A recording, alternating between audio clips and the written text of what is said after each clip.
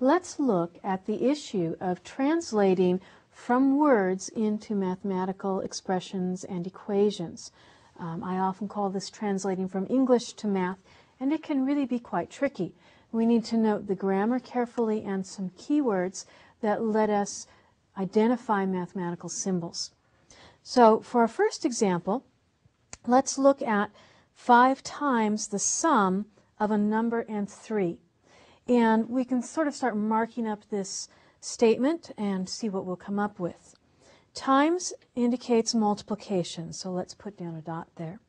We are taking 5 times something.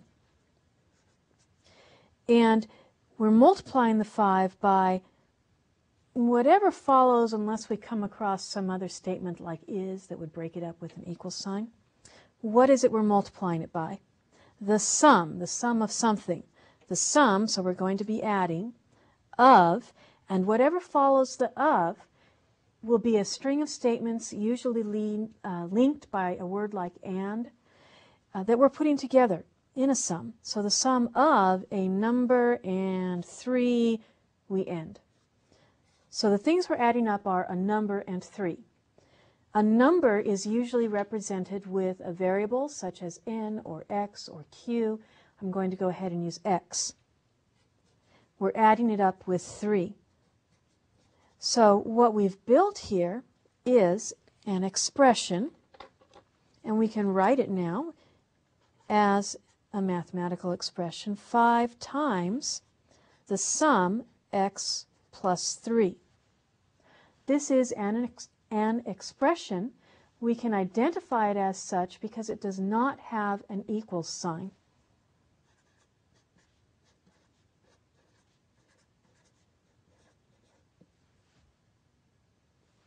Let's consider another example. 5 times 4 less than twice a number is 3 times the number. So we're multiplying again. 5 times something. Well, what follows? We have 4 less than twice a number is. Is going to break this up. Usually is will indicate an equal sign. So let's look at this 4 less than twice a number thing. Less than is an indicator of subtraction. What are we subtracting? Well, 4 less than twice a number. Twice a number is going to end up being 2 times something, but what's the order of subtraction? I like to have people think about money. If you have $5 less than $20, without thinking, you would tell me, oh, well, I've got $15 in my pocket. What did you do? You took 20 and you subtracted 5. So the numbers surrounding that phrase less than had to switch places around the subtraction symbol. And that's what we have to do here. It's a little more abstracted. Twice a number. That means 2 times a number. Again, I'm going to use x for the number. And we're subtracting the 4.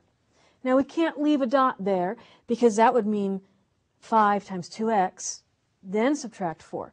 But our phrase is 5 times a whole bunch of stuff. The whole bunch of stuff is the 2x minus 4.